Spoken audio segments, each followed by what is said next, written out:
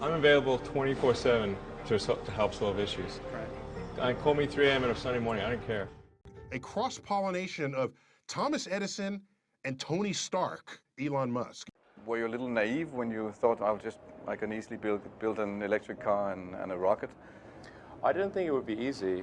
Like I said, I thought they would probably fail. But you know, like creating a company is almost like having a child. So it's sort of like, how do you say your child should not have food?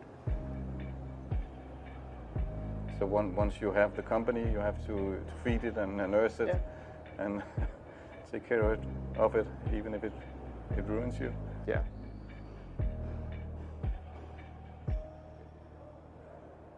But suppose there were some tough times in 2008, end of 2008. How did you get through that period of crisis? Yeah. Can we just break for a second? Sure, of course. Yeah. You want to wait a little while?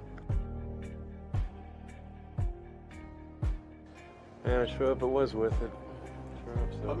Sure hope it was worth it. It's everything.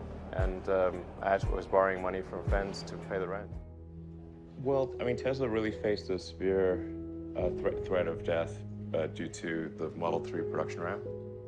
Essentially, the company was bleeding money like crazy, and just if we didn't solve these problems in a very short period of time, we would die. And it was extremely difficult to solve them. How close to death did you come?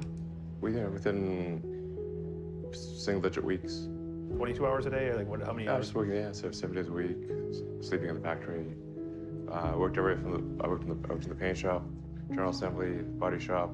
You ever worry about yourself imploding? Like it's just too much? Absolutely. No one should put this many hours into work. This is not good. People should not work this hard. They should not do this. It's very painful. Painful in what sense? It hurts my brain and my heart. Where do you come up with your best ideas? Are you on vacation, or are you kind of just like in the middle of the night you wake up and start drawing things down? Or you know, sounds really cliche, but like the shower is probably like you know, wake up and go to shower in the morning. And I think actually what's really happened is kind of stuff is percolated in the subconscious. Right. And it's not really occurring in the shower, but you're kind of getting the results of last night's, you know, computation, basically. Right. Whatever area that you get into, given that, you know, even if you're the best, there's always a chance of failure. So I think it's important that you really like whatever you're doing. If you don't like it, life is too short. You know, I'd say, and also if you like what you're doing, you think about it even when you're not working. I mean, it's something that your mind is drawn to, and if you don't like it, you just really can't make it work, I think. When you had that third failure in a row, did you think, I need to pack this in?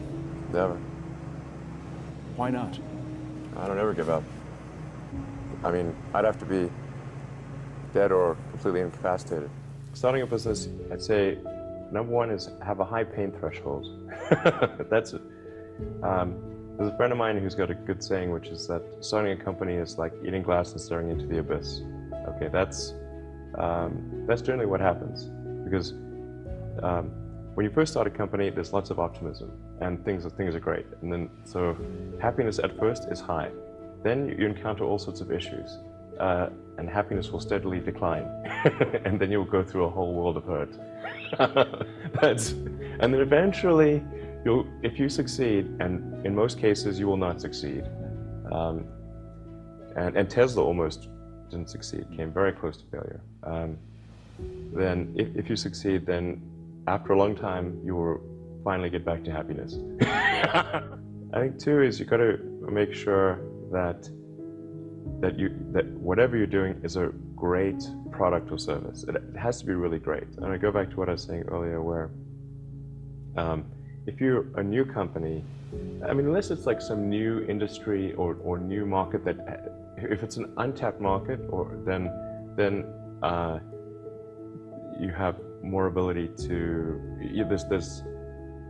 the standard is lower for your product or service. But if you're entering anything where there's an existing marketplace against large entrenched competitors, then your product or service needs to be much better than theirs. It can't be a little bit better, because then you put yourself in the shoes of the consumer and they say, why would you buy it as a consumer? You're always going to buy the trusted brand unless there's a big difference.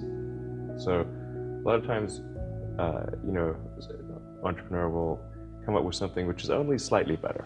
And it can't just be slightly better. It's got to be a lot better. Number 3, I'd say, is constantly seek criticism.